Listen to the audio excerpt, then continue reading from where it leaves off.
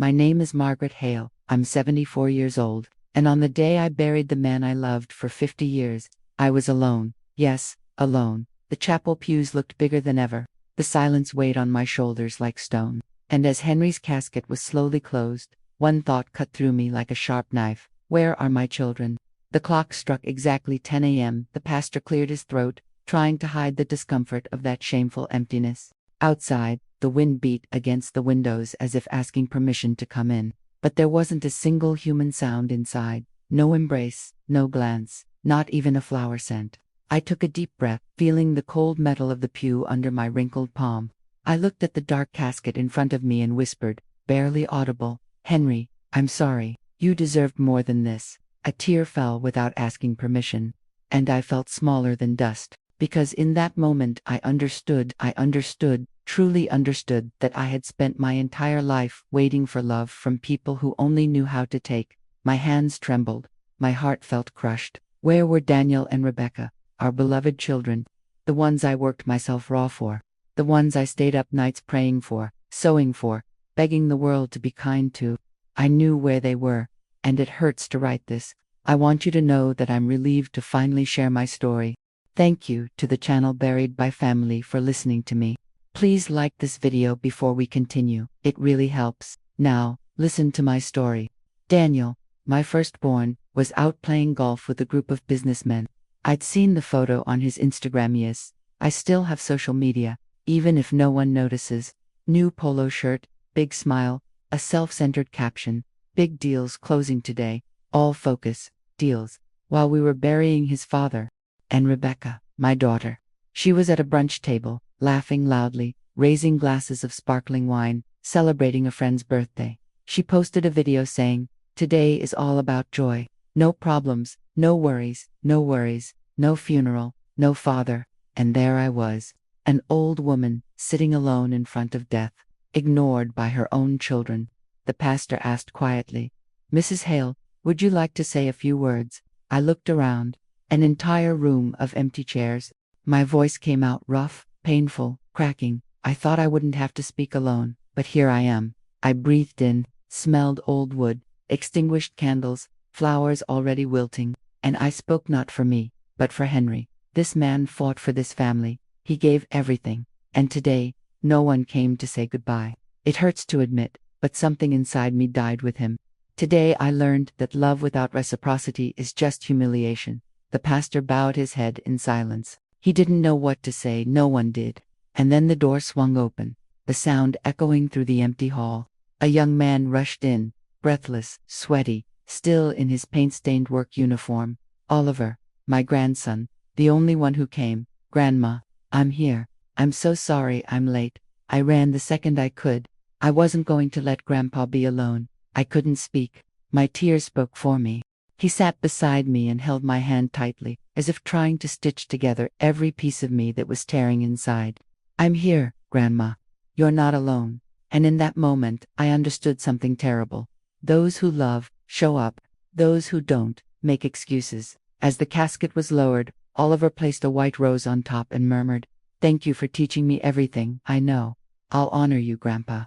I promise." My heart broke out of pain and gratitude all at once. Because that day, in that empty funeral, something happened inside me. The mother died. The woman was born. I decided I would never again beg for love. I decided everything would change. And I had no idea of the storm about to begin. Yes, the worst was still to come. If I had known what my children would do once they found out about the will, maybe I would have prepared myself. But no one is ready to be betrayed by their own children. And on that day, I chose to survive. If I close my eyes, I can still hear Henry's voice on the night before the worst fight our family ever had. "Margaret, don't do everything for them. You're going to get hurt." I remember laughing, pretending nothing could touch us. "They're our children, Henry. They just need time." But now I know, too much time becomes a license to step on the people who love you. Because our children were never truly starved for love. They were starved for limits. It all started many years ago, when Daniel was 23, and came home slamming doors, kicking chairs, shouting that life was unfair. "I can't get a decent job. No one recognizes my potential." Henry put a hand on his shoulder and said calmly, "Son, nothing comes easy. You have to work hard. Start small. Prove your worth. Daniel let out a mocking laugh. Easy for you to say, huh? You already have everything. I'm not wasting my time being anyone's employee. I was born to be the boss. Then he looked at me, not as a son asking, but commanding. Mom, can you lend me money? Just until I open my first business. I promise I'll pay you back. I should have said no. But if there's one curse mothers carry, it's believing that helping equals loving. I grabbed my savings, money saved over years, what was left from double shifts at the nursing ward when I used to care for the elderly. Henry was disappointed when he saw what I was doing. Margaret, he needs to learn to walk on his own. But I answered the same way so many mothers do. He's our son. He just needs a chance. A chance. A word that can destroy. Daniel never paid the money back. And later we discovered he spent almost all of it on parties, cars, and drinks. When Henry confronted him, Daniel shouted, I'm not a failure. I just need you two to stop trying to control me. Control. We were only trying to save him. If Daniel was explosion, Rebecca was silence sharp as a blade. Since she was little, she looked at her brother with envy. Any attention he received felt, to her, like a personal crime. I remember the day she was 17, and the school called saying she was locked in the bathroom crying. When I opened the door, she screamed at me as if I were the enemy. I hate my life. I hate living here. I wish I had a different mother. The blow hit me like a gunshot to the chest. Rebecca, what happened? She accused me of something I never imagined. You love Daniel more than you love me. You do everything for him, and me, what am I? A shadow. I tried to hug her. She pulled away, as if my touch burned. Later, when Henry spoke to her, I overheard something that silenced my soul. I'm going to prove I don't need you. One day you're going to beg me to show up. She kept her promise. She became distant, cold, calculated. And as she grew older, she mastered the art of subtle humiliation. Mom, you don't understand anything. You're outdated. All you know how to do is take care of dying people. What kind of future do you have? I smiled on the outside, but inside, I was rotting. When Henry got sick, I had to handle everything. The house, him, the bills, the medication, the body slowly fading away. I called Daniel. Son, your father is worse. Can you come? He answered with cold indifference. Not now, Mom. I'm traveling, closing deals. This is important. Important. His father dying wasn't. Then I called Rebecca. Rebecca, I need you. She sighed. Bored. Mom, you need to accept that life goes on. We can't stop everything because of an illness. Illness. It was their father. It was our family. It was love being buried alive. For 3 months, Henry called their names in the hospital. Are they coming today? And I answered with a smile, sewn out of pain. Of course, sweetheart. They're just busy. But the truth is simple. They never came. They never said goodbye. And on the last night, before his final breath, Henry squeezed my hand and said, Margaret, promise me something. Don't let them kill you too. Deathbed promises cut like double-edged knives. And then, at 3:17 a.m., my life split into before and after. 2 days later, my children walked into the house like tourists in a forgotten museum. Rebecca didn't even take off her sunglasses. Daniel walked in, already complaining. Where are the insurance papers? We need to get everything organized quickly. I have a trip coming up. They didn't ask how I was. They didn't even look at the empty bed where their father died.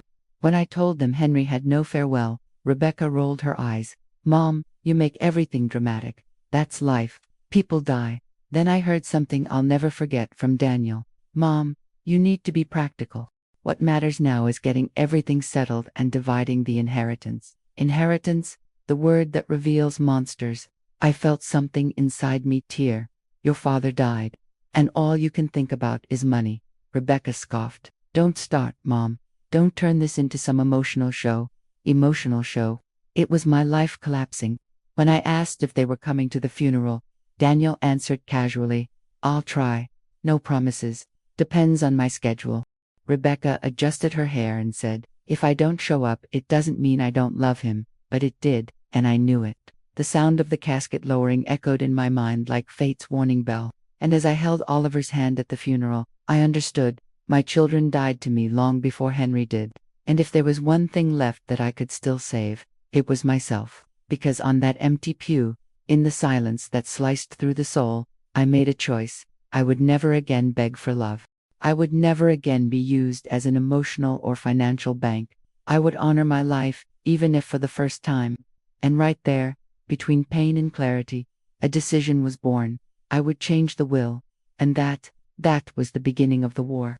If I had even dreamed of what was about to happen afterward, maybe I would have run before it was too late. Because when my children found out I had cut them out of the will, hell opened. I woke up the morning after the funeral feeling my body as heavy as whetstone. The walls of the house seemed taller, colder, emptier. Even the silence had a different sound, the sound like an ending.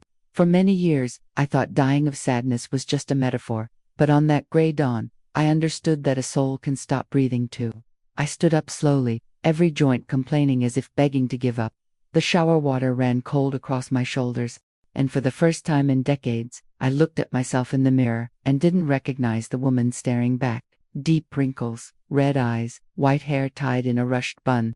But it wasn't age that hurt, it was the feeling of having been discarded. A discarded mother, a widowed wife, an invisible woman.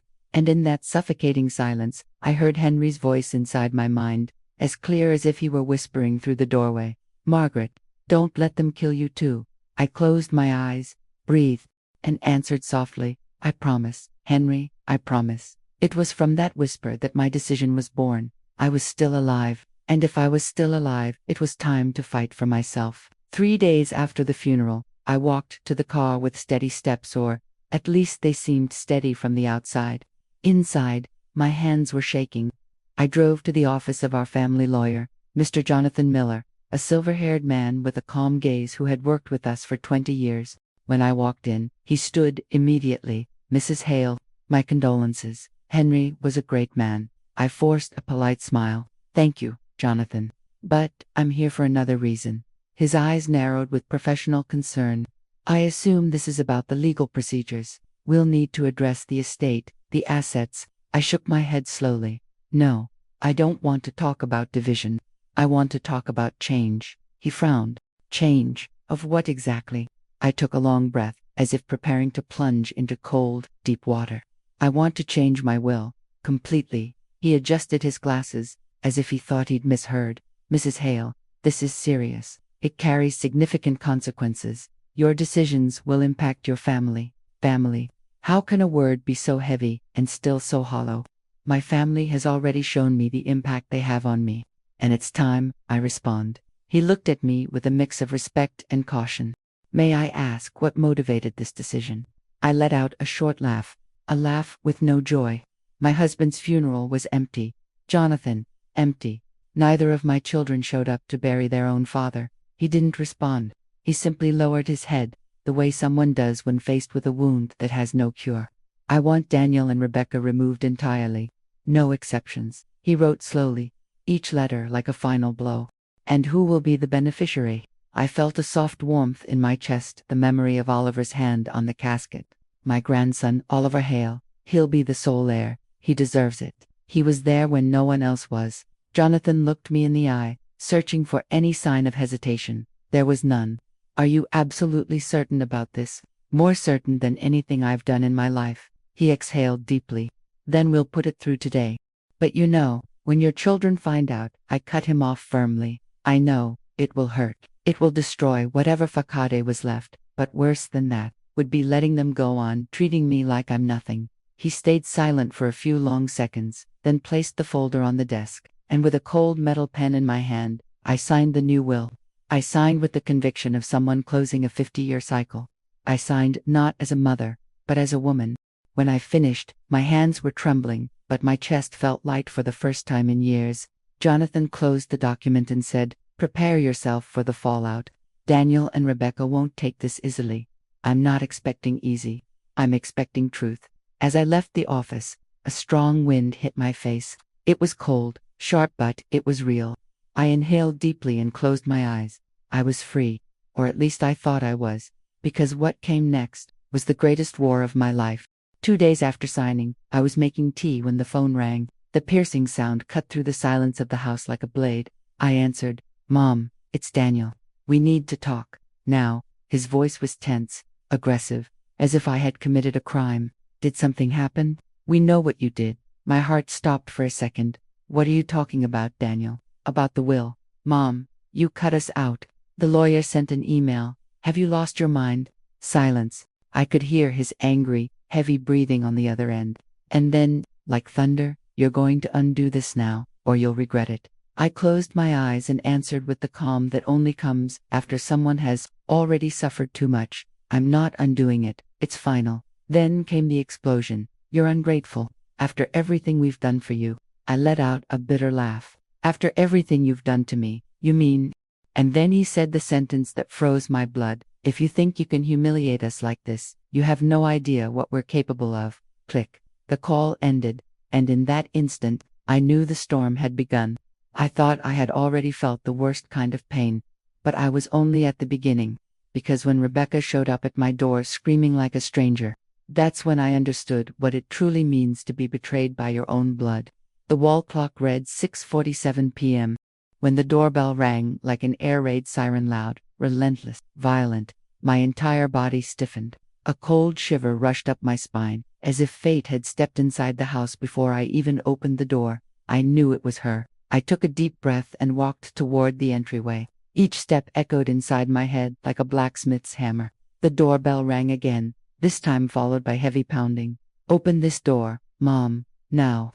Rebecca's voice sliced through the air like a blade. I had never heard her so furious. Never. I unlocked the door slowly, and when I opened it, she shoved her way inside without permission, pushing so hard the door nearly hit my face. Her breathing was fast, her eyes wide as if she were on the edge of losing control. Her blonde hair was tied back carelessly, her hands trembling, her phone gripped in the other hand like a weapon. What did you do? She screamed, so loudly my windows vibrated. I closed the door calmly, trying to hold on to some semblance of dignity in that hurricane of hatred. Rebecca, please lower your voice. There's no need for this. She let out a short, cruel, almost hysterical laugh. Lower my voice. You think I'm going to lower my voice after finding out you cut us out of the will like we're trash? I inhaled deeply. My heart was pounding, but my decision had already been made on. There was no turning back. I did what was right. I'm done begging for love. I'm done being used. I'm done being humiliated. She stepped closer, her face inches from mine, and I could smell her expensive perfume mixed with the bitter scent of rage. Humiliated you. The eternal victim, the poor little martyr. You always loved that role, didn't you?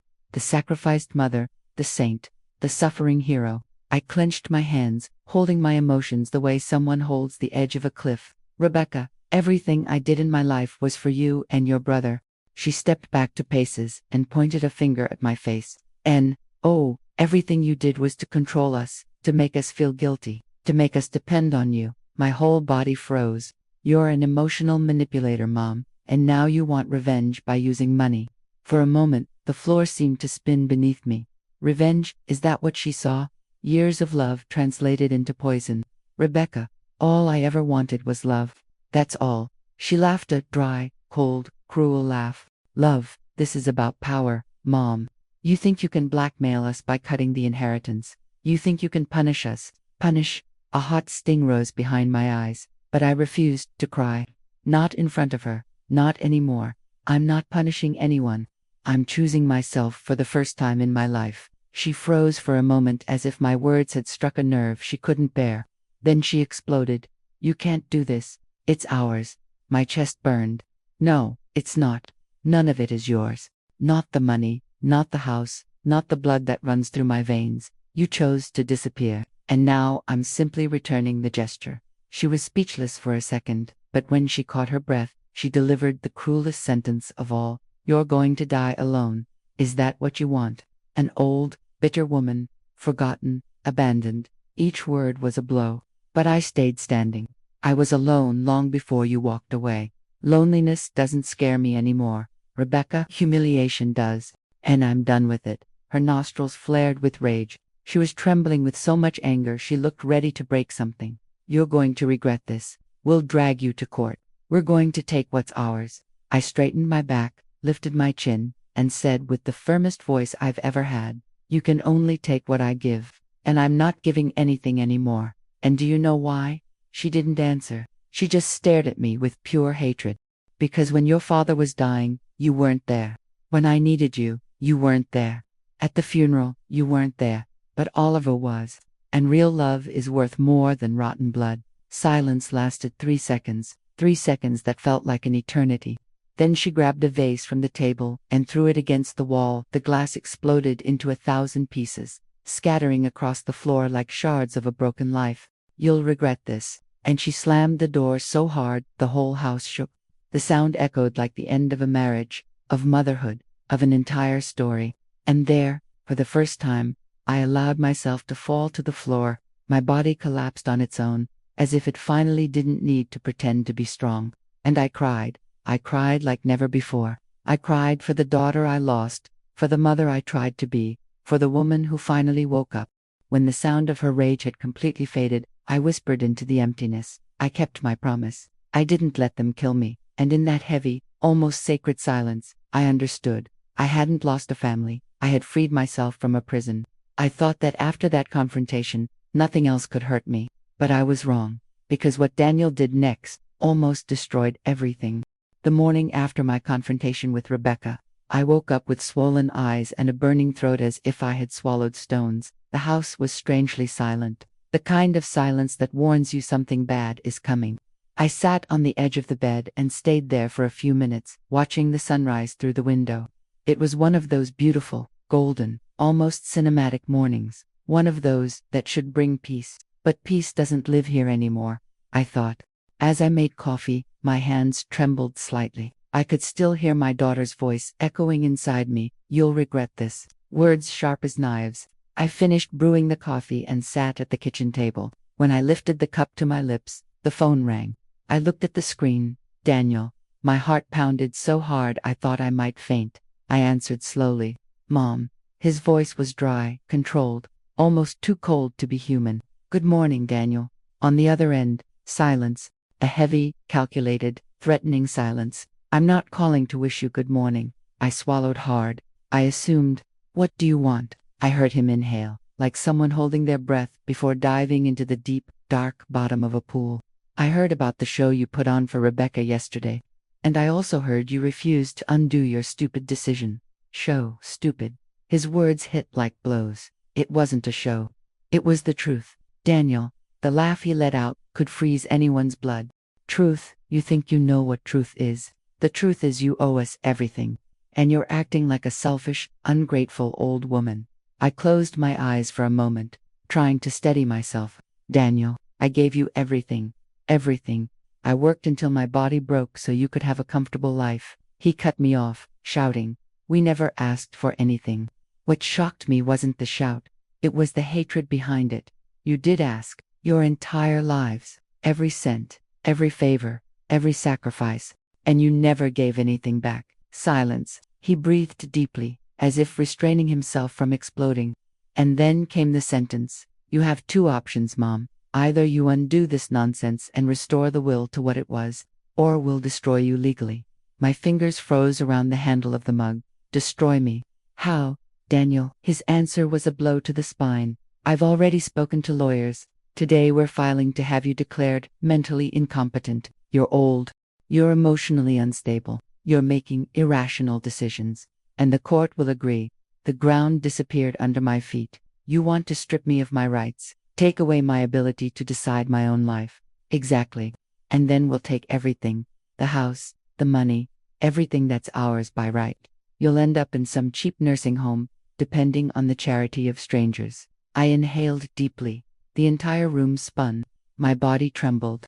I tried to speak, but my voice cracked. Daniel, how can you do this to me? I'm your mother. And he answered with a coldness I will never forget. You stopped being my mother the moment you stabbed me in the back. Click. The call ended. The phone slipped from my hand and fell to the floor. I braced both hands on the table to keep myself from collapsing with it. A bitter taste rose in my throat. My stomach twisted. My whole body trembled. And then, without warning, the tears came like a storm. I cried with my face buried in my hands, sobbing like a child. I cried until I couldn't breathe. Henry's image in the hospital flashed through my mind. Don't let them kill you too. And I whispered into the emptiness of the kitchen, Henry. I didn't know the fight would be this cruel. My heart felt like a door being kicked down. And in that moment, I felt fear. Real fear. Physical fear. fear of my own children. I never thought I would say a sentence like that. An hour later, I heard the front door open slowly. "Grandma, it's me." His voice, soft, clear, young, cut through the darkness inside me. I tried to wipe my tears quickly, but he saw. "Grandma, what happened?" he asked, kneeling beside me. I couldn't answer. When I tried, my voice broke and a sob escaped. They want to have me declared incompetent, Oliver. They want to take everything from me. They want to put me in a nursing home." His eyes filled with fire and disbelief. "What, they did this to you?" I could only nod. He took my hands in his firmly, sincerely. "Grandma, look at me. They're not going to touch you. They're not going to hurt you. I swear. I will fight for you until the end." And then he said the sentence that changed everything inside me. "You're not alone. Not anymore." My whole body relaxed for the first time since the funeral, because in that moment, I understood something no one had ever taught me. Family isn't blood. Family is who stays when the world turns its back. I took a deep breath, and a strange calm washed over me. I wasn't going to run. I wasn't going to give in. "Then we'll fight, Oliver." And he smiled, a clean, sincere smile full of future. "We're going to tear this lie apart together." I thought the worst betrayal was abandonment, but I was wrong. What Daniel did next wasn't just cruelty. It was a crime. In the days that followed, the house seemed to breathe in silence, heavy, dense, abrasive silence. Even with Oliver around, I could feel fear walking behind me like a long, cold shadow. I knew Daniel and Rebecca wouldn't accept my decision, but I never imagined how far they would go. Never. That morning, I woke to the insistent buzzing of my cell phone vibrating nonstop on the nightstand. Calls, messages, notifications piling up like a digital avalanche. I picked up the phone, not understanding what was happening. There were dozens of unread messages. Messages from neighbors, from acquaintances, from old church friends, even from people I barely remembered, all asking the same thing. "What's going on? Is this true?" I'm shocked. My heart started racing. My hands trembled so much I almost dropped the phone. I opened one of the messages. It was a link. And then my world collapsed. Daniel had posted a video, yes, a video on social media. Public, open for anyone to watch. The title, "The Truth About My Mother and the Abuse She Made Us Suffer for Years." My blood turned to ice. I took a deep breath and pressed play. The screen showed my son sitting in front of a camera, looking sad, worn down, his voice dripping with rehearsed falseness. "I never wanted to do this, but I have no other choice. My mother isn't well. She's sick.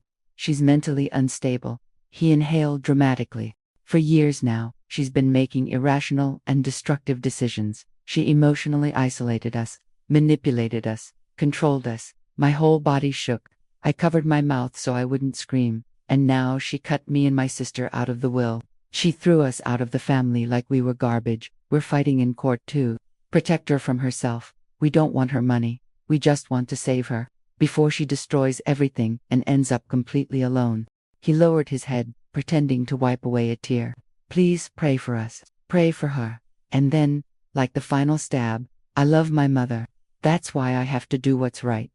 The video ended. My body went completely still. I felt as if the ground had vanished beneath me, as if I were falling into a dark, endless hole. I pressed the phone to my chest, trying to breathe, but the air wouldn't come. A deep nausea rose in my stomach. My heart hurt like it was being crushed in a closed fist. And then I noticed something even worse. The video had hundreds of thousands of views, comments multiplied like a poisonous infestation. "Poor guy. What a cruel mother. This is dementia. She needs help. Old people are dangerous when they go crazy. Take everything from her children. Wouldn't lie about something like this. Put that woman in a nursing home now." I felt my soul tearing apart. The image I had spent a lifetime building, dedicated mother, faithful wife, woman of character, was being destroyed in public, displayed like a circus act. No defense, no voice, no truth. In a matter of hours, my reputation became a joke. A neighbor from the street behind mine sent a message. "So sad to hear about your illness. We're praying for you." A former church member wrote, "It's a shame it got to this point. Your son must be suffering so much." Suffering. Suffering was my body trying not to explode from pain. Another comment, "It's not her fault. She's old. The mind fails." Old. The word echoed like a sentence. I tried to steady myself against the wall. but my legs gave out. I collapsed to my knees in the living room, as if I'd been shot, and I cried. I cried in despair. I cried in shame. I cried like I had never cried in my entire life. I, Margaret Hale, the woman who raised 2 children while Henry worked day and night, was now being seen as insane, incompetent, dangerous, humiliated before the whole world, and all because the blood I brought into this world decided to destroy me. I was still on the floor when I heard fast footsteps on the porch. The door swung open, and Oliver rushed in, breathless, phone in hand. "Grandma, I saw the video. Oh my God, who did this? Was it Daniel? It was him, wasn't it?" I couldn't answer. My body was shaking like I had a high fever. "Grandma, look at me, please." He knelt in front of me, cupped my face in his hands, and forced me to meet his eyes. "I'm here. I believe you. I know who you are." But right then, my soul was too crushed to believe anything. "They're trying to destroy my life, Oliver. They're trying to kill me without using weapons." He closed his eyes, took a deep breath, and stood up slowly. What he said next, I will never forget. In the firmest tone I had ever heard from him, he said, "Then this is war." I stared at him, shocked. "War," and he answered with a determination that burned. "If they want to rip away your dignity, we're going to rip off their mask first." Oliver set my phone down on the table. "We're going to respond, but not with shouting, not with hate, with truth, and with courage." I cried again, but this time the tears were warm, not cold, tears of someone who was no longer alone. Because in that moment I understood, humiliation can destroy a person, but it can also awaken another. I stood slowly, feeling strength return to my body, and I said, with a voice firm and almost solemn, "They started this war, but I'm going to end it." Oliver smiled a smile carrying hope. "And the world is going to see who you really are." I thought I had already been destroyed, but I was only beginning to be reborn. Because what happened next turned the game around and changed the entire story. I spent the rest of that afternoon sitting in the dining room chair, staring at nothing. Daniel's video still echoed in my mind like an endless siren, tearing apart whatever fragment of peace I had left. The house was silent, but the silence now carried a different weight. Not the weight of abandonment, but the breath before a battle. Oliver was boiling water in the kitchen when he looked at me with a serious expression, a seriousness I'd only seen in his eyes when Henry was in the hospital. "Grandma, I know you're scared. I know it hurts, but the world needs to hear your side. In your voice, in your words." My first reaction was to recoil, as if he'd suggested I jump off a cliff. "I can't, Oliver. I don't want to expose myself like that. I don't want people to pity me." He walked over, set a mug in front of me, and sat beside me. "Grandma, no one is going to pity you. They're going to respect you. You spent your whole life silent, letting everyone else speak for you. It's time to take your voice back." I looked at him, this boy I'd watched grow up running through the backyard, whom I taught to plant tomatoes and make pancakes, now sitting in front of me as a man. And then I felt something different. The flame, I thought, had died, lit up again. Oliver lifted the phone slowly. "It doesn't have to be perfect. It doesn't have to be rehearsed. It just has to be the truth." I closed my eyes for a moment. Memories spun like an old film. Henry's hands holding mine, the white hospital room, the casket descending, the empty chairs at the funeral, and I knew I needed to speak. "All right," I said, my voice still low but steady. "Turn on the camera." Oliver set the phone on a stack of books, adjusted the focus, and stepped back. "When you're ready, just give me a signal." I took 3 deep breaths. My hands still trembled, but my heart was steady. I lifted my chin, wiped the last traces of tears, and nodded. The recording began. I faced the camera as if I were facing a mirror showing every scar I had hidden for decades, and I spoke. "My name is Margaret Hale. I'm 74 years old, and this is the hardest video of my life. On the day of my husband's funeral, I was alone. None of my children came to say goodbye to their own father. I waited. I waited until the very last minute. They didn't come. They didn't call. They didn't ask if I was okay. I took a deep breath, my words holding themselves up, and it wasn't the first time. For years I was used, ignored, discarded. I gave everything I had. Love, time, money, health, and, in return, I got silence. When I decided to change my will, it wasn't revenge. It was survival. I finally chose myself. My hands gripped the edge of the table. My children now say I'm crazy. They say I'm incompetent, that I should be declared unfit. They say I'm a danger. But the truth is simple. I have never been more lucid in my life. I didn't take anything from them. They took everything from me long before an inheritance ever existed. My voice cracked, but in a beautiful, human way. If loving my children was a mistake, then I've paid the full price. But I won't live on my knees anymore. I leaned forward slightly. I'm not asking for pity. I'm not asking for support. I'm just telling the truth. And I finished, if anyone out there has ever been humiliated by their own children, know that you are not alone, and I, Margaret Hale, am still standing. Oliver looked at me with his eyes shining. Grandma, it was perfect. I drew a deep breath, trying to believe it. Post it. He pressed the button. The video went live. And for the first time in weeks, I felt a strange strength run through my body, as if a door had opened and air finally flowed in. I stood slowly, walked to the window, and watched the late afternoon light fall over the garden. And I thought, I have been reborn. It didn't take long. 5 minutes, 10, 15. My phone started vibrating. Once, twice, 5 times, 10, 20 notifications exploded like fireworks, hundreds of comments, but this time they were different. Thank you for your courage. I went through the same thing. You spoke for all of us. Stay strong, Margaret. I believe you. You're an example of strength. Don't let them silence you. And then, one comment that made my heart tremble. I'm a social worker. If you need legal help regarding family abuse, I'm here. And another, I'm a retired lawyer. If you'd like, I'll represent you for free. And more. Ungrateful children don't define a mother's worth. Oliver smiled, eyes shining with pride. I told you the world would listen. And then something unexpected happened. The doorbell rang. Oliver and I looked at each other. My heart sped up. A chill ran down my spine, because the person on the other side of the door was not who I expected. The doorbell rang again, firm, insistent, almost anxious. Oliver and I exchanged a silent look, and for a moment my whole body froze, bracing for the worst. I approached the door slowly, cautiously, like someone approaching a wild animal. My hand trembled on the handle. I took a deep breath and opened it. And then I saw Meredith, Daniel's wife. She looked different. Her blonde hair was tied back carelessly, her face bare of makeup, her eyes swollen and red as if she hadn't slept in days. Her hands were shaking. She stood on my porch for a few seconds without saying anything, just breathing fast, as if trying to gather the courage to speak. I felt tension rising in my chest. Meredith, are you all right? She closed her eyes for a moment, as if she needed strength not to collapse. Can I come in, please?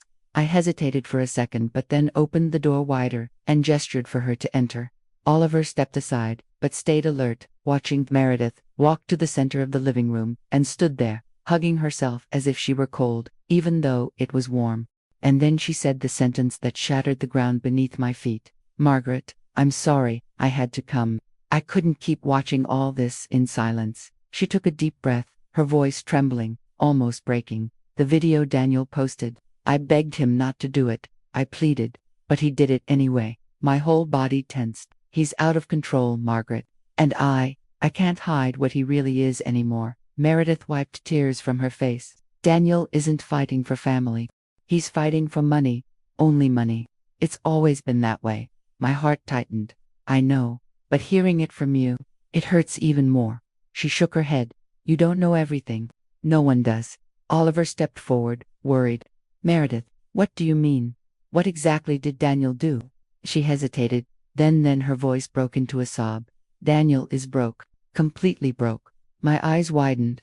Broke. But he's always talking about business, investments, trips, contracts. She let out a bitter, shattered laugh. All lies, theater, image. He lost everything on gambling, reckless investments, and luxury debt. For over 2 years we've been living on loans and maxed out cards. My body went cold, and when he ran out of options, he decided you were the solution. The air left my lungs, so he wants to destroy me to secure the money. Meredith nodded, crying. He's desperate. He thinks he's entitled to everything. He always has. And now that he knows you cut him out of the will, he completely snapped. A heavy silence filled the room. Margaret Hugh always believed he would inherit this house, and when he discovered he wouldn't, he lost his mind. I gripped the back of the chair tightly. He wants to have me declared incompetent. He told me that. Today, on the phone. Meredith covered her face with her hands. I know. I was there. I heard everything. And I can't let him do this. A tear slid down my cheek. Oliver laid a steady, supportive hand on my shoulder. Meredith took a deep breath, and when she lifted her face again, there was something new in her expression. Courage. Maybe. Margaret, I need to tell you something else. Daniel is abusive toward me. My eyes filled with tears of anger. He controls me. He humiliates me. He tells me I'm useless, that I'm a burden, that no one would believe me if I spoke. I felt blood boiling in my veins. He forbade me from visiting you, forbade me from talking to you, forced me to lie. I never agreed with any of this. And then she revealed the thing that destroyed any lingering doubt. He hit me. More than once. Oliver stepped forward, his face burning with outrage. What? He did that to you? He laid a hand on you? Meredith sobbed. He said that if I ever told anyone, he'd destroy me, and that no one would believe it. Because he's the successful businessman, the great father, the perfect son, perfect father, perfect son, wealthy, respectable, all of it a mask, a carefully constructed lie. Meredith took a deep breath, gathering what little strength she had left. I didn't come here to ask for money or help with the debts. I came to ask for forgiveness. She looked at me with drowning eyes. I'm sorry for not defending you, for not telling the truth sooner, for staying silent while he destroyed your name. And then she said something I never imagined hearing. Thank you for cutting him out of the inheritance. My body froze. My heart did too, because if he inherited all this, he would never learn, never grow, never stop. She wiped her tears slowly. The best thing that ever happened to him was you saying no. I couldn't hold back anymore. My tears fell uncontrollably, but not like before. Not as a victim, not in defeat, but in release. I leaned forward and held her trembling hands. You don't have to ask for forgiveness, Meredith. No woman deserves to live in fear. Oliver knelt beside her and held one of her hands firmly. From now on, you're not alone. She cried, but this time, it sounded like relief. Meredith lifted her gaze, steady, determined, transformed. I'll testify for you. I'll tell the truth to anyone who will listen. In public, in court, to the world. My heart tightened. Are you sure? Daniel might try to destroy me, but he will never destroy you again. She took a deep breath and said, I want to help you end this war, and I'm going to start by exposing the truth. I smiled a tired smile, but full of life. Then let's show the world who we really are. She nodded, and for the first time in a long time, I felt the strength of something I thought was dead. Hope. On that day, I understood that truth can be the most powerful strike of all, but I still didn't know the war was about to explode in ways I could never have imagined. In the days following Meredith's visit, something changed deep inside me. The pain was still there, burning, throbbing, pulsing, but now it carried something else with it. Purpose. I was no longer the woman who shrank in the face of cruelty. No longer the mother who accepted humiliation to avoid conflict. No longer the wife who silenced herself to protect the peace. I was a woman standing up, a woman fighting for her own life, and the world was beginning to notice.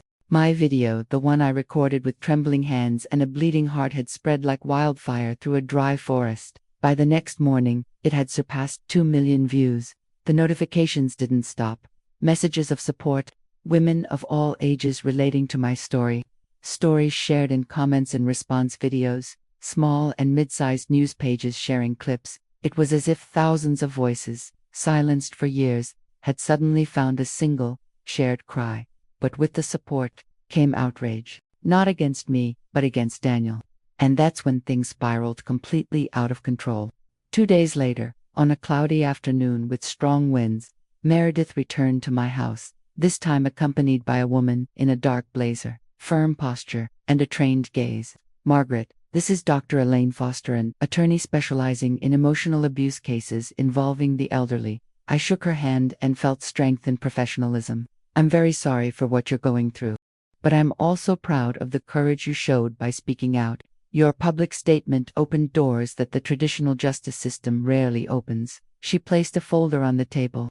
Are you ready to fight with strategy? Meredith and I exchanged a look and answered together. We are. The next morning, journalism students from the local college and independent reporters, mobilized by the videos, requested a public statement from Meredith, now willing to tell everything. It wasn't a major event. There were no TV cameras, no bright studio lights. It was a simple gathering in the front yard of my house. But sometimes the right moment is bigger than any professional coverage. When we stepped onto the porch, there were around 30 people outside, neighbors, curious onlookers, supporters, amateur journalists, women holding handmade signs, respect mothers, emotional abuse is still violence, inheritance is not a right, it's a consequence, you are not alone. Margaret, just seeing it made me breathe deeply, as if I were taking my first real breath in years. Oliver stood beside me, his hand lightly on my back. Meredith took her place before the group, holding a makeshift microphone, a simple megaphone borrowed from a neighbor. She took a deep breath and began. My name is Meredith Hale. I am Daniel Hale's wife. I am here to say that what you saw in the video he posted is a lie. Margaret is not crazy. Margaret has not lost her mind. Margaret has always been the only sane person in this family. Murmurs spread through the crowd. My husband lied to the public, lied to his friends, lied to me. He is not fighting for his mother. He is fighting for money. She inhaled deeply, tears gathering in her eyes. Daniel is broke. He lost everything on gambling and hidden debts, and now he wants to take what isn't his by using blackmail, violence, and psychological manipulation. Faces around us tightened in shock. He has been abusive to me. He has humiliated me. He has hit me, and I was scared. Scared to speak. Scared no one would believe me. She lifted her face, and her voice grew stronger. But I'm not scared anymore. No more silence. He will not destroy anyone else. People began applauding slowly at first, then louder, until it became a chorus. Tears ran down my face, not from pain, but from freedom. Meredith looked at me and finished. Margaret, thank you for saying no. Thank you for being the beginning of my courage. Applause exploded around us. Then came the deafening sound of a car screeching to a halt on the street. Everyone turned, and my heart stopped. A black luxury car had stopped in the middle of the road, nearly crashing into the curb. The door swung open violently, and Daniel stepped out. His face was red, his eyes wide, his breathing heavy. He looked like a cornered animal, blind, dangerous, out of control. He stormed toward the crowd, shoving people out of the way. What do you think you're doing, you crazy woman? You traitor, he screamed at Meredith. The crowd began filming. Turn that off. Everyone turn it off, he roared, grabbing someone's phone and throwing it on the ground. And then he saw me. His eyes burned. You, look what you caused. This ridiculous scene, you've gone too far, Mom.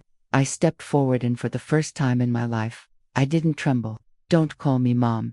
You only used that word when you needed something. He froze for a moment, shocked like someone had slapped him across the face. And then, in front of everyone, he shouted, You will regret this. I'm going to destroy you. Oliver stepped between us, stool steady, unshaken. If you touch her, you answer to me. Daniel laughed a broken, deranged laugh. You think you've won? You think any of this changes anything? The law is on my side. I'll get you out of this house, you useless old woman. And then, in front of everyone, he made his biggest mistake. He shoved Oliver hard. The crowd erupted, shouts, outrage, phones recording everywhere. Meredith screamed in panic. I don't know exactly what happened inside me in that moment, but something opened, something detonated, something roared, and I stepped forward. I looked my son in the eyes I once kissed when he was a baby, and said, with a voice firm, clear, powerful, You're finished, Daniel. Absolute silence. And when you fall, and you will fall, remember one thing. I lifted my chin and ended. I didn't destroy you. You destroyed yourself. Applause erupted around us like fireworks. Daniel stood there, frozen, cracking like stone, and then he ran back to the car, peeled out, and vanished. The world had changed. I had changed, and nothing would ever be the same again. I thought that was the end of the war, but I was wrong. The greatest battle was still ahead in the courtroom, and there, the truth wouldn't just be heard, it would be recorded forever. The days after the confrontation in the street felt like a silent hurricane. Messages, calls, notifications, interview requests. It felt like the whole world had suddenly woken up to the conversation about emotional and financial abuse against the elderly. But beneath all that, there was a constant shadow hanging over me. The court hearing was scheduled. Daniel had moved quickly with the petition to have me declared incompetent. He wanted to prove I was unstable, irrational, delusional.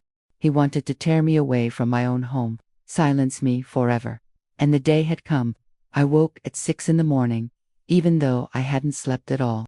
I dressed in something simple but dignified, a navy blue dress, modest, with pearl buttons Henry gave me on our 40th wedding anniversary.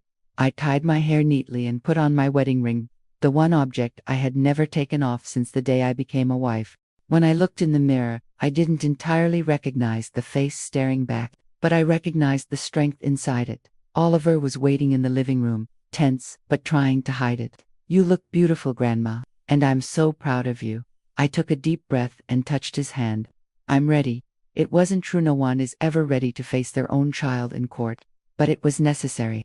And sometimes, necessity is a stronger armor than courage. When the car stopped in front of the courthouse, my eyes widened. There was a crowd on the sidewalk, signs, cameras, older women wearing shirts that read, "Respect older women, age is not weakness, applaud mothers, don't bury them alive." And when I stepped out of the car, something happened that I will never forget. Applause. Long, strong, warm applause, as if the entire world were holding my hands invisibly.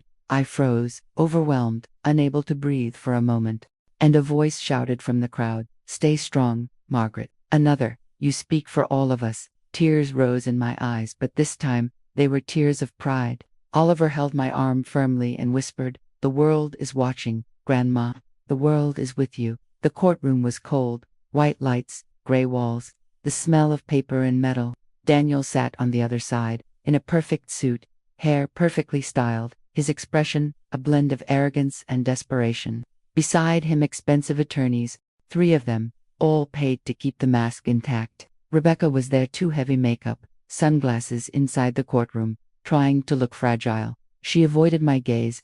I sat beside Oliver and Dr. Elaine, my attorney, whose sharp eyes belonged to someone who doesn't lose battles. The judge entered. Everyone rose.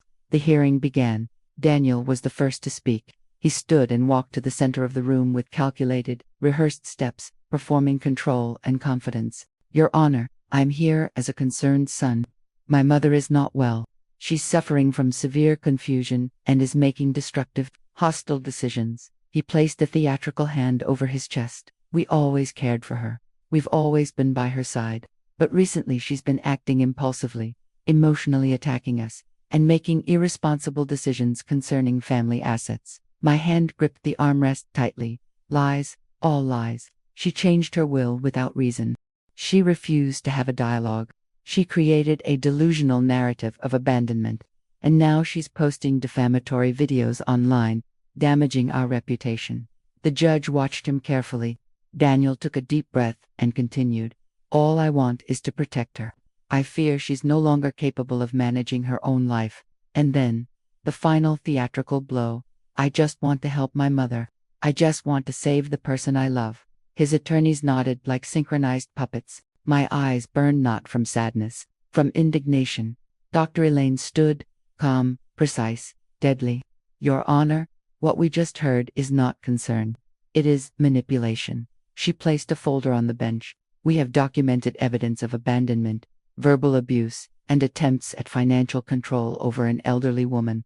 We have witnesses, messages, records, statements." She gestured toward me. "Mrs. Hale is not here because she has lost her lucidity. She's here because she finally found her courage." And then, with surgical precision, "I'd like to call our first witness." Meredith stood. Daniel froze. As she walked to the center of the courtroom, the silence was so deep it felt like everyone was holding their breath at the same time. She placed her hand on the Bible, took the oath, and looked directly at the judge. Her voice came out steady, despite the tremor. "My name is Meredith Hale. I am married to Daniel Hale, and I am here to reveal the truth." She drew a breath. "Daniel lied. He lied about his mother, about me, about everything." Daniel jerked in his seat, but his attorney grabbed his arm to restrain him. Meredith continued, "He abandoned them emotionally. He was never there when his parents needed him. He didn't go to the hospital. He didn't go to the deathbed. He didn't go to the funeral." And then, looking straight at him, "And he does not want to protect her. He wants money." She pulled something from her purse, a crumpled envelope, and tossed it onto the table. "These are bank records, gambling debts, documentation of hidden loans, proof of personal bankruptcy." Daniel's lawyers shifted uncomfortably. He wanted to have his mother declared incompetent so he could steal from her, and when she said no, he tried to destroy her reputation. Then she stopped, breathed, and exposed her soul. He hit me. He controlled me. He made me believe I was crazy. She lifted the sleeve of her coat, old bruises still visible. A ripple of shock moved through the courtroom. But she wasn't done. The only sane person in this room is Margaret Hale. Absolute silence. I felt my heartbeat pounding so loudly it sounded like a war drum. The judge inhaled slowly, his expression heavy and grave. Daniel suddenly stood, slamming his hands onto the table. You're a liar, an ungrateful witch. I'm going to destroy you. You have no idea who you're dealing with. Security moved instantly. Oliver stood just as quickly, ready to protect her. The judge slammed his gavel violently. Order, now. Daniel kept shouting, struggling against the officers. And in that moment, in that exact second, the theater collapsed, the mask fell, and the monster appeared for everyone to see. He looked at me and spat. Look what you did. You destroyed our family. I stood slowly, meeting his eyes. My voice came out firm, solid, undeniable. I didn't destroy anything, Daniel. You burned it all down by yourself. A heavy silence filled the room. The judge took a deep breath, adjusted his glasses, and declared, petition for guardianship, denied, protective order in favor of Margaret Hale, and Meredith Hale, granted immediately, criminal investigation opened for financial fraud, defamation, and domestic violence, and with one final blow, Daniel Hale, you are under arrest. The world stopped. Daniel was handcuffed as he screamed, thrashing like a wounded animal, spitting hatred, but the only sound I truly heard was the click of the cuffs closing, and the sound of my soul breathing again. I thought I would feel relief, and in part, I did. But the emotional war wasn't over yet, and the greatest victory was still ahead. Not in the courtroom, but in my heart. The courthouse door closed behind me like a page turning. As I walked down the hallway toward the exit, I felt my body floating not from lightness, but from deep exhaustion. It was as if every muscle had been holding years and years of stored pain, and had finally been given permission to rest. Outside, the air was cold and clean. The wind brushed my face gently, like a soft hand lifting my chin and whispering, breathe, you won. Oliver walked beside me, and I could see discreet tears in his eyes, tears of pride. Grandma, it's over. He can't hurt you anymore. I held his hand and smiled for the first time in a long while. A real smile. Complete, rising from the deepest place in my soul. It's not over, sweetheart. It's just beginning. Now, I have to live. When we got home, something inside me pulled me toward the backyard. The garden Henry tended with such care, flowers he planted one by one, trees he watered every evening before sunset, wooden benches he sanded with his own hands. I walked to the center of the grass and breathed in the smell of damp earth. The sun was setting, casting everything in that soft golden glow, almost sacred. I closed my eyes and inhaled deeply. It felt as if Henry were there, in every leaf, in every petal, in every breath of wind, and then, suddenly, I knelt. I didn't cry from pain. I cried from liberation. I did it, Henry. I survived. The silence answered like an embrace, and for the first time since the coffin descended in that empty chapel, I felt peace. Real peace. Peace that settles on the chest. When I stood, I noticed something wedged between the wooden planks of the bench, aged by sun and rain. An old yellowed envelope, my name written by hand. To Margaret, read, when you feel you can't go on. My heart stopped. The handwriting was his, Henry's. My hands trembled as I slowly opened the envelope. Inside was a letter written, in the strong, slanted script I knew so well. My Margaret, if you're reading this, it means the weight became too heavy. And I wish I could have stayed by your side longer, to carry part of it with you. But life doesn't always let us choose when to leave. And I had to trust that you would know how to live, even without me. You spent your whole life taking care of the world. Now the world needs to take care of you. If one day our children forget who you are, remember, you were never made to be small. You have always been greater than any pain. Don't beg for love. Don't accept scraps. Love that demands humiliation is not love. I lived an entire lifetime by your side. And if I could live it again, I would choose you once more. And believe me, when you stop carrying those who refuse to walk with you, your hands will finally be free for what is new. Do not fear starting over. I will be with you, not behind, not ahead, by your side, forever yours. Henry. When I finished reading, I couldn't hold back the tears, but this time, they were warm, beautiful, free. Oliver wrapped his arms around me from behind, steady, strong, whole. He knew, he whispered. He did, I replied, and now I know too. Because in that moment, I finally understood. The real ending wasn't Henry's death, it was my resurrection. In the weeks that followed, I began discovering a new version of myself, a woman I had never allowed to exist because I was too busy being everything for everyone. I started tending the flowers, I started taking morning walks, I started painting, something I had always wanted to do but never had the courage for. I invited a few neighbors, women like me, tired, wounded, silenced for years, and we created a support group. We called it Unbreakable Women. We sat together, shared stories, laughed and cried until our bones felt full of life again. The house, which once felt like a tomb, now felt like a spring. And Oliver was there every day, helping, smiling, being the future Henry always dreamed of. One day, he gave me a gift, a small, simple wooden sign that read, "A woman was reborn here." I hung it on the front door. And I felt proud, so proud. I once thought my life had ended the day I buried Henry alone. But I discovered it was only beginning. Because life doesn't end when we lose someone, it ends when we lose ourselves. And I found myself again. Time passed, not much, just enough for silence to stop being an enemy and become a home. Today, when I wake up, I no longer feel the crushing weight of a broken heart. I feel a wide, open space. The space that remained once I removed everything inside me that was destroying me.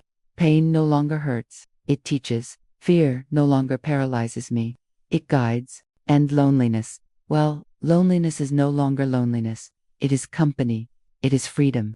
The house is filled with life now, fresh coffee in the morning, laughter in the yard, friendly voices sharing stories no one dared to speak before. Women come here to talk, to cry, to breathe, and I listen to them the way no one ever listened to me. We are survivors, we are reborn, we are a sisterhood. Unbreakable Women. That name now echoes like a lit flame, a fire that will not go out. But today, an ordinary and extraordinary day, something happened that I will carry forever. I was sitting on the porch, drinking chamomile tea as the sun set behind the trees, when Oliver came outside holding a white envelope. He stopped in front of me with a soft smile. "I wrote something for you, Grandma." My heart tightened with love, the kind of love that never demands, never takes, never wounds. The kind of love that heals. I sat up straight and held the envelope carefully, as if it were a piece of eternity. I opened it slowly, and I began to read. "Dear Grandma Margaret, I grew up watching you hold the whole world inside your chest. You carried wounds no one knew how to heal. And you carried people who never knew how to carry you. But I also saw when you fell, not from weakness, but from exhaustion. And I saw when you chose to stand again, this time, for yourself. You taught me that love is not endless sacrifice. Love is presence, it is respect, it is truth. When everyone left, I watched you stand alone, and when they tried to destroy you, I watched you rise again. You taught me how to be a man, not with brute strength, but with gentle courage. And I promise you something, Grandma. As long as I live, no one will ever silence you again. As long as I live, you will never carry the world alone. Because taking care of you isn't a duty, it's an honor. I love you, and thank you for teaching me that blood doesn't define family. Choices do. Forever yours, Oliver. When I finished reading, tears streamed down my face, silent tears, not of pain but of gratitude. I looked at him, and in that moment, I saw Henry, not in his eyes, but in his posture, in his dignity, in his soul. Your grandfather would be proud. He smiled that calm, steady, whole smile. "I know. He lives here," he said, touching his chest gently. I hugged him, a long, warm, deep hug, full of layers.